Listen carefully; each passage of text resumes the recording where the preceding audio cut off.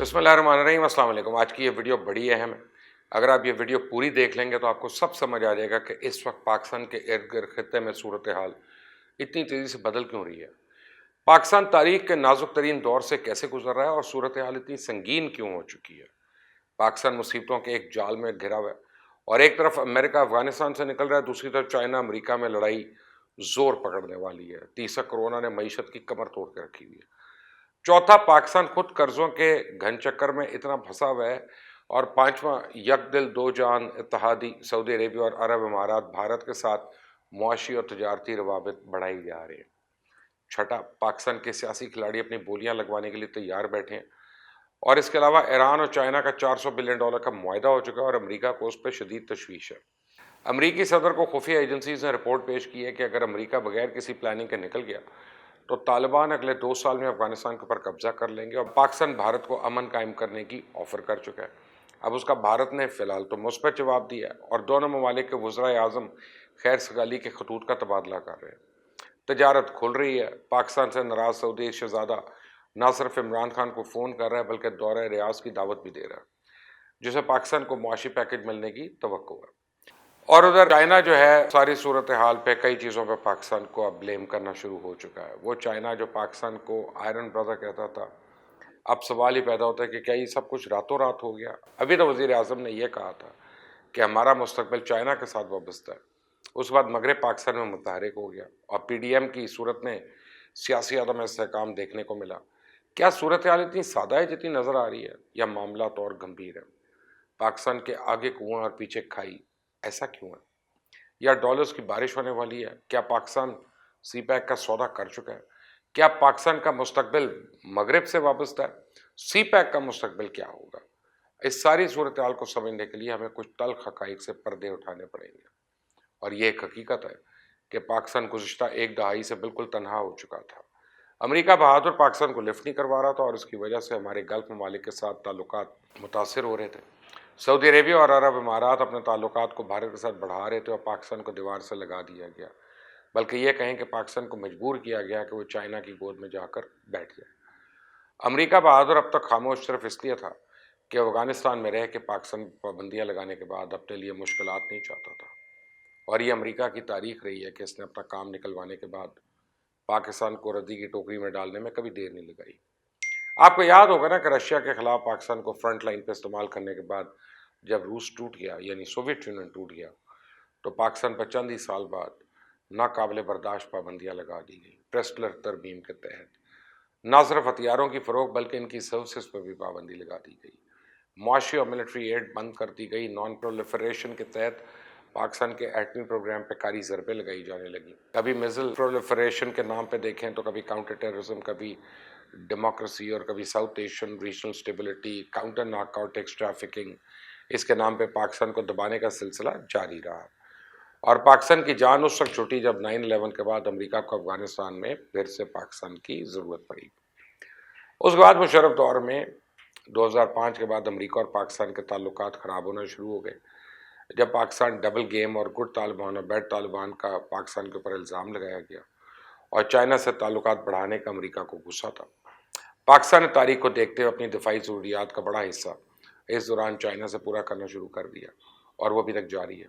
لیکن افغانستان میں امریکی فوج کے انخلا کے ساتھ ہی پاکستان میں یہ تشویش شروع ہو گئی کہ امریکہ بہادر یہاں سے نکلتی 90 کی دہائی کی تاریخ نہ دہراتے، اور پاکستان نہیں چاہتا تھا کہ واپس اسی جگہ پہ واپس چلا جائے جہاں وہ 9/11 سے پہلے تھا۔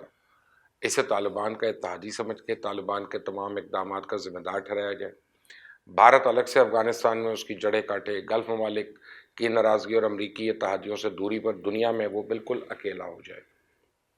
بائیڈن انتظامیہ یہ پیغام واضح طور پہ دے چکی ہے، ٹرمپ انتظامیہ کی ڈیڈ لائن پوری نہ ہو لیکن امریکہ افغانستان سے اس سال کے آخر تک نکلے گا، اور افغانستان کا مسئلہ حل ہونے والا ہے۔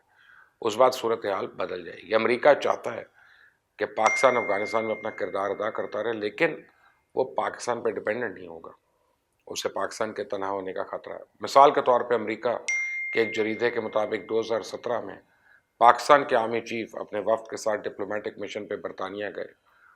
برطانیہ امریکہ اور پاکستان کا مشترکہ کازن ہے، چاہے بے نظیر بھٹو کی مشرف سے ڈیل کروانی ہو، یا پاکستان کے تحفظات امریکہ کو پہنچانے ہوں، برطانیہ ایک اہم کردار ادا کرتا آیا اور اسی دورے کے اندر پاکستان اور بھارت کے درمیان تعلقات کی بات بھی ہوئی۔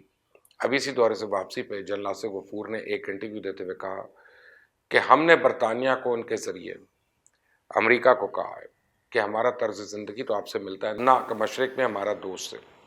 یہ انہوں نے چائنا کی طرف اشارہ کیا۔ ہم انہی کی طرح اسکوائر پاکٹ بلیزرز اور لیبل پینز استعمال کرتے ہیں، ہم ایک جیسی روایات رکھتے ہیں اور ایک جیسی ریجمنٹس اور یونیفارمز شیئر کرتے ہیں، کیونکہ ہمارا ایک ہی کلونیل ہسٹری ہے، ایک ہی ماضی ہے، ہم قدرتی طور پہ ویسٹرن اورینٹڈ ہے۔ یاد رکھیں کہ ہم کولڈ وار میں ایک ساتھ تھے۔ ہمیں چائنا کے ساتھ نتی مت کریں، ہمیں اس کیمپ میں جانے پہ مجبور مت کریں۔ اور اس دورے پہ پاکستان نے برطانیہ کے ذریعے امریکہ کو مصالحت کے سگنل بھیجے۔ پاکستان اور برطانیہ کی ملٹری اسٹیبلشمنٹ کے تعلقات اس کی آزادی سے قائم ہیں، کیونکہ برطانیہ نے پورے برصغیر پہ حکومت کی اور یہ تعلقات اسی وقت سے قائم ہیں۔ اور اس دورے کے دوران برطانیہ نے پاکستان کو اپنے ہمسایہ ممالک سے تعلقات بہتر بنانے کا بھی مشورہ دیا، اور پاکستان نے بھارت کو سی پیک میں شمولیت کی دعوت بھی دی، لیکن اس وقت مودی صاحب نہیں مانے اور یہ معاملہ آگے نہیں بڑھا۔ لیکن برطانیہ گلف ممالک اور دیگر مشترکہ دوستوں کی مدد سے پس پردہ بات چیت کسی نہ کسی صورت میں جاری تھی۔ اسے آرمی چیف نے ماضی کو دفن کرنے کا بیان دے کے ایک اہم مقام پہ پہنچا دیا۔ اب اس وقت پاکستان یہ سمجھتا ہے کہ انڈو پیسفک ریجن میں طاقت کا کھیل شروع ہونے والا ہے، اور یہ کھیل پاکستان کے پرانے اتحادی امریکہ اور آئرن برادر یعنی چائنا کے درمیان ہے، اور پاکستان اس کھیل کا میدان بننے کی بجائے غیر جانبدار رہنا چاہتا ہے اور کسی بھی قسم کی جنگ کا حصہ نہیں بننا چاہتا۔ اسی طرح چائنا اور امریکہ کی بڑھتی ہوئی کشیدگی نے پاکستان کی مشکلات میں مزید اضافہ کر دیا، اور اب پھر صورتحال ادھر یا ادھر والی ہو گئی ہے، اور پاکستان کسی صورت بھی یہ نہیں چاہتا کہ اسے چائنا کی بھارت کے خلاف پراکسی یا چائنا کی کالونی کے طور پہ لیا جائے، اور یورپ، امریکہ اور گلف میں امریکہ کے اتحادی پاکستان کا نام سنتے ہی اس کو اپنے دوست کی بجائے دشمن تصور کرنا شروع کرتے ہیں۔ اب پاکستان عرصہ دراز سے چائنا اور پاکستان کے درمیان مشترکہ دوست کا کردار تو ادا کر رہا ہے، لیکن اب صورتحال ذرا کرٹیکل ہو رہی ہے، جبکہ سی پیک کے حوالے سے بھی تنقید شروع ہو چکی ہے کہ کب وہ وقت آئے گا جب اس منصوبے سے لوکل لوگوں کو نوکریاں ملیں گی، قرضوں کی واپسی کے بجائے پاکستان میں معاشی سرگرمیاں شروع ہوں گی، ساری لیبر چائنا کی، سارا منافع چائنا کو، تو پاکستان کہاں کھڑا ہے؟ گوادر میں چائنیز نیول جہازوں کی موجودگی نے بھی امریکہ کے کان کھڑے کر دیے، کیونکہ پاکستان اس منصوبے کو صرف اور صرف معاشی منصوبے کے طور پہ بتاتا آ رہا ہے۔ پاکستان نہیں چاہتا کہ سی پیک پاکستان کی پہچان بن جائے اور دنیا پاکستان کو سی پیک کے آئینے سے دیکھے، لیکن اس کے باوجود پاکستان یہ واضح کر چکا ہے کہ سی پیک پاکستان کے ویژن کا ایک اہم ستون ہے اور رہے گا۔ اور اب اس کرٹیکل صورتحال میں پاکستان کے لیے یہ چیلنج ہے کہ وہ اپنی ایک الگ پہچان بنائے اور اسے چائنا کی اسٹیٹ نہ سمجھا جائے، اور پاکستان کی بقا اس لیے ضروری ہے کہ وہ ایک آزاد اور خود مختار ملک کے طور پہ اپنی پہچان بنانے میں کامیاب ہو، اور دنیا میں ایک آزاد کھلاڑی کے طور پہ اس کو دیکھا جائے۔ پاکستان نہ تو چائنا کی سچی دوستی کو قربان کرے گا، نہ اس پہ حرف آنے دے گا، اور نہ ہی پورے یورپ، گلف اور امریکہ کو اپنا دشمن بنانا چاہتا ہے۔ پاکستان ہمیشہ ہی، چاہے کولڈ وار ہو یا مشرق وسطیٰ میں سعودی عربیہ کی لیڈرشپ میں کوئی بلاک، ایک مرکزی کردار ادا کرتا آیا۔ روس سے دشمنی اور ایران سے تعلقات کی قربانی اس بات کا نتیجہ نکلی، لیکن اس وقت پاکستان کی معاشی اور دفاعی ضروریات چائنا سے وابستہ ہیں، اسے قربان کرنے کا تو پاکستان سوچ بھی نہیں سکتا، اور اس صورتحال میں پاکستان نے سالمیت کے لیے جگہ بنانی ہے، اور وہی پاکستان کر رہا ہے۔ کم از کم دشمن اور زیادہ زیادہ دوست اور معاشی فوائد ہی پاکستان کو کسی بڑی مشکل سے نکال سکتے ہیں، جبکہ بھارت انسانی حقوق کی خلاف ورزیوں پہ عالمی پریشر اور چائنا کے ساتھ ٹو فرنٹل وار کی وجہ سے پریشان ہے۔ اسے 70 سال بعد پتہ چلا کہ صرف پاکستان پر بدماشی دکھا کر کام نہیں چلے گا۔ اگر چائنا اور پاکستان نے بھارت پر ایک ساتھ کوئی حلہ بولنا ہے تو وہ نہ ادھر کا رہے گا نہ ادھر کا، اور یہی فکر ہے جس نے مودی صاحب کو کافی کچھ سوچنے پہ مجبور کر دیا۔ لیکن یہ بھی ایک حقیقت ہے کہ اگر بھارت اس وقت پریشر محسوس کر رہا ہے تو پاکستان پہ بھی کم پریشر نہیں ہے، اور دونوں اپنے لیے جو بہتر سمجھتے ہیں وہ کر رہے ہیں۔ اور ان سب حقائق کو اگر آپ نظر میں رکھیں تو آپ کو خطے میں ہونے والی تبدیلیوں کے پس منظر میں محرکات کو سمجھنے میں بڑی مدد ملے گی۔ آئندہ تک کے لیے اجازت دیں، اس چینل کو سبسکرائب کریے گا، بیل آئیکن پریس کریں۔ اللہ حافظ۔